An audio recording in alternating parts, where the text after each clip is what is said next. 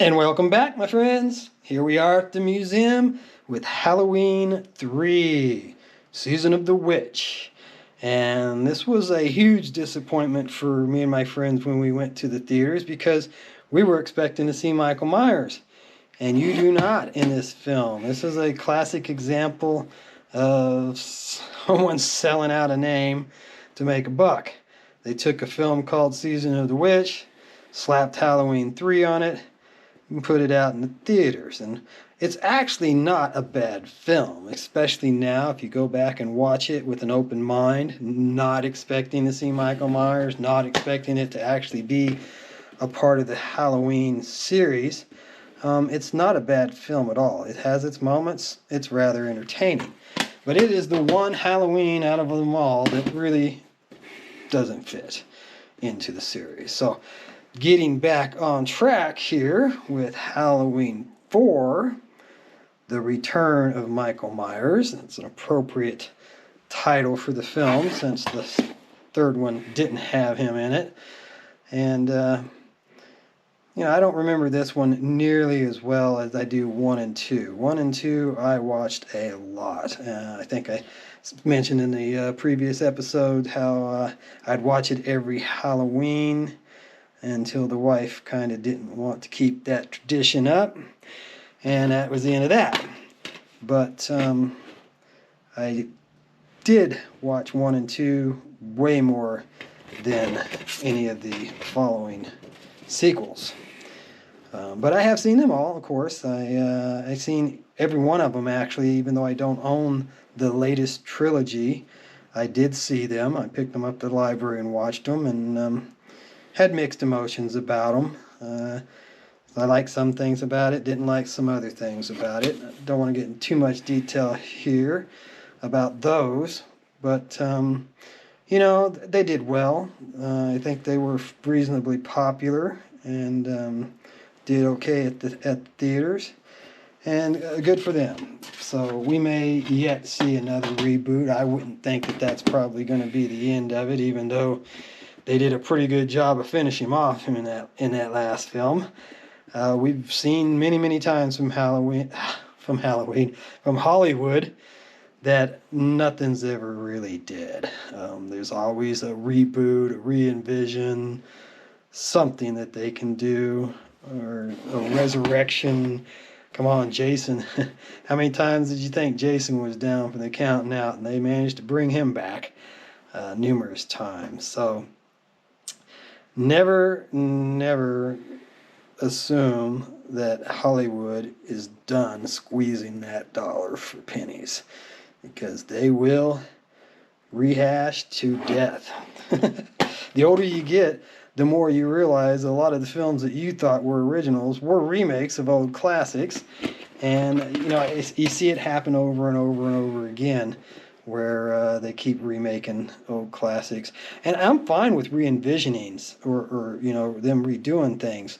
But when they simply do a shot-for-shot remake, like they did with Psycho, and I think The Omen was that way too, I could do without those, and I won't even bother now. But when they do something, I think I forgot to do that back card. I've been talking, not focusing on what I'm doing here. But like Poltergeist, the re-envision of Poltergeist I thought was pretty good. I enjoyed it, even though it had a downer ending. It was, making sure I got that. I got to focus on what I'm doing here instead of what I'm saying. It ain't easy. You get on a roll and you get to going, and you just kind of lose track of what you're saying, what you're thinking, and what you wanted to say.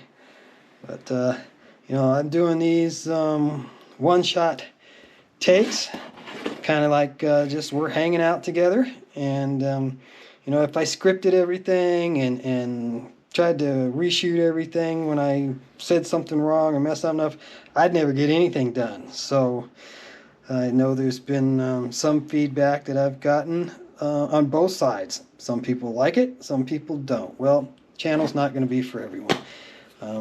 I like the idea of the unscripted takes, and I'm happy with what I'm putting up.